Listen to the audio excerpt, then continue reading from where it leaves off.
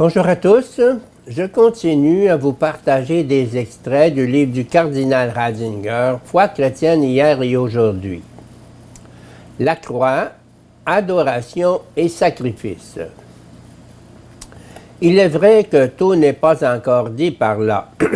En lisant le Nouveau Testament du commencement à la fin, on est tout de même obligé de se demander si malgré tout, il ne décrit pas l'œuvre d'expiation de Jésus comme un sacrifice offert au Père, si la croix n'est pas présentée comme le sacrifice offert par le Christ à son Père dans l'obéissance.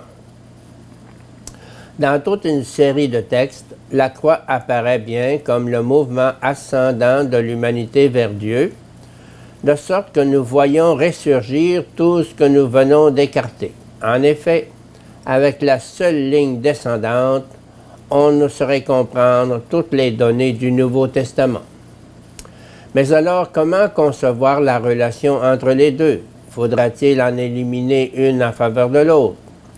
Et si nous voulions le faire, quels critères aurions-nous pour justifier notre choix? Il est évident que nous ne saurions procéder ainsi. Ce serait prendre arbitrairement notre propre opinion comme critère de la foi. Pour progresser, il nous faut élargir la question et essayer de découvrir le point de départ de l'interprétation néo-testamentaire de la croix. Il faut tout d'abord se dire qu'au départ, la croix de Jésus est apparue aux disciples comme la fin, l'échec de son entreprise.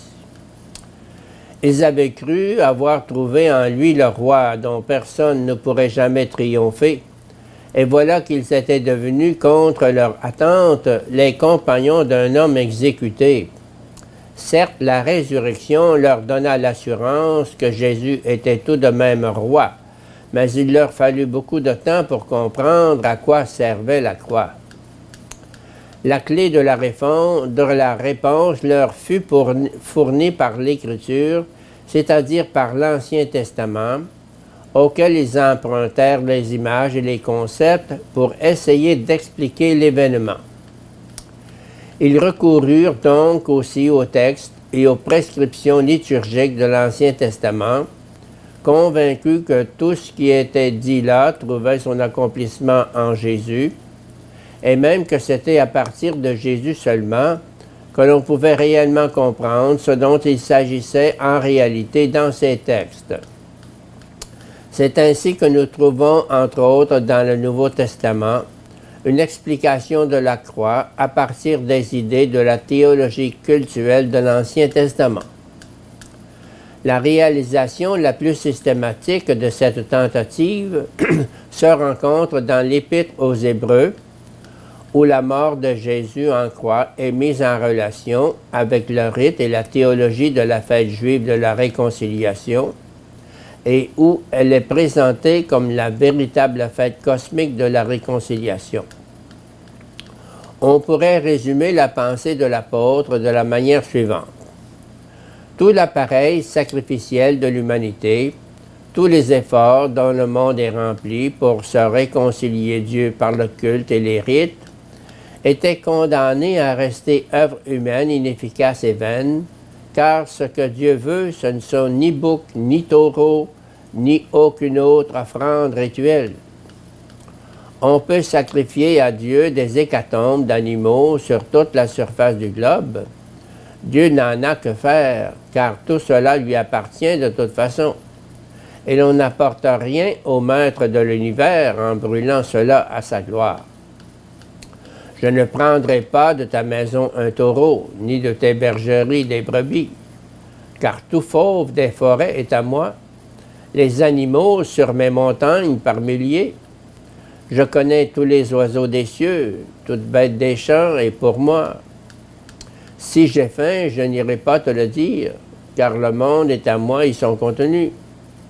Vais-je manger la chair des taureaux, le sang des boucs vais-je le boire? Offre à Dieu un sacrifice d'action de grâce. Psaume 50, 9, 14.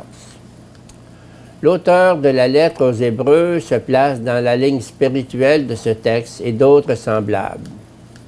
Il souligne de façon encore plus radicale l'inefficacité de ces tentatives rituelles. Ce ne sont pas des taureaux et des boucs qui intéressent Dieu, mais l'homme. La seule adoration véritable, ce ne peut être que le oui inconditionnel de l'homme. Tout appartient à Dieu, mais il a concédé à l'homme la liberté de dire oui ou non, d'aimer ou de refuser. L'adhésion libre de l'amour, telle est la seule chose que Dieu doit attendre.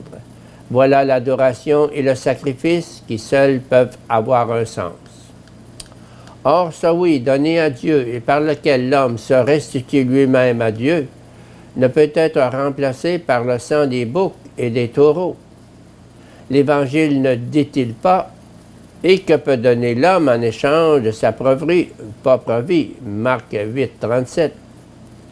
Il n'y a qu'une réponse, rien ne saurait être donné en compensation de l'homme lui-même.